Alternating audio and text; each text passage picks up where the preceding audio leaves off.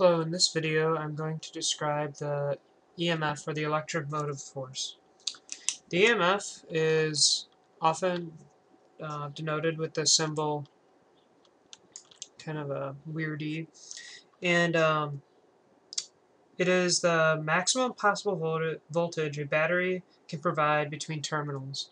It is essentially if we have like this place right here, this wire, this could be a battery, this difference. Um, if there's a difference in charge, it would be the EMF, the electromotive force, the potential difference between, for the most part. If this was a battery, for example,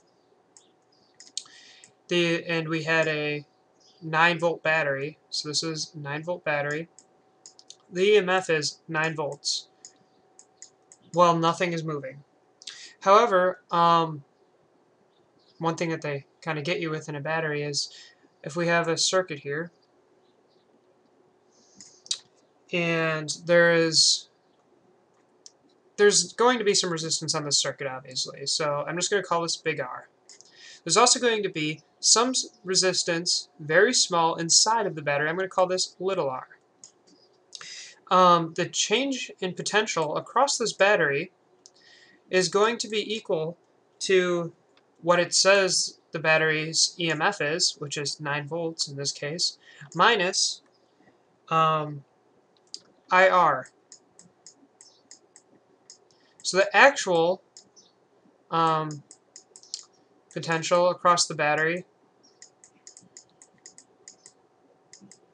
is going to be the EMF minus the current running in the circuit times R, little r. Now, obviously, if this is 1 amp, you might have multiplied by 0.02 ohms. You're going to see very little change in that. However, that's going to make this right here not actually 9 volts. It'll be equal to 0.88, or sorry, 8.8 volts or something like that. That wouldn't be this case, obviously, but some other case. This would be 8.98 volts.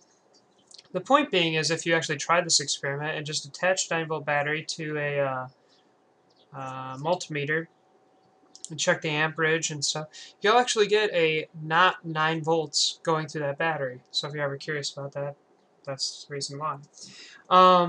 Some other equations we use is the current in the entire system is equal to the EMF divided by R plus R,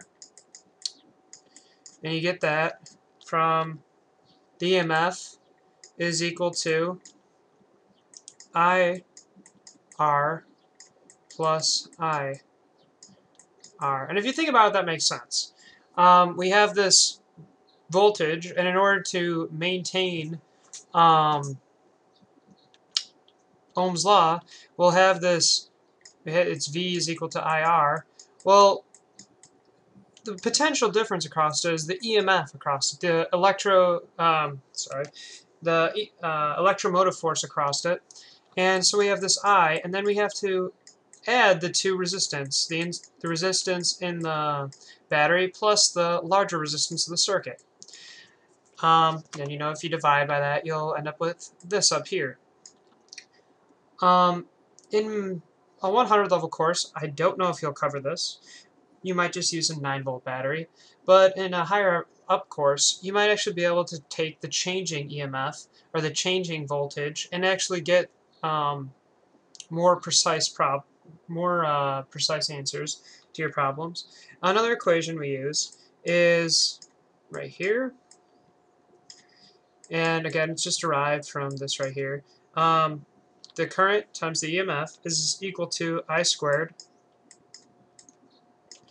R plus I squared R.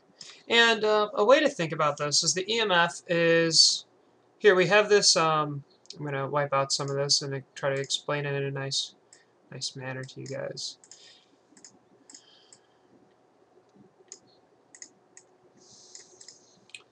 Okay, so what we have is like this river.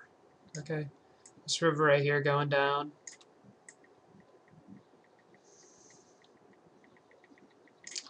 And in this river, we're going to have, the stream is going down this hill, and so it's going this way.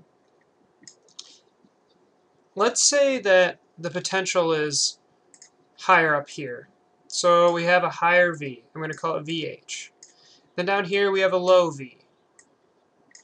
The change in potential will be equal to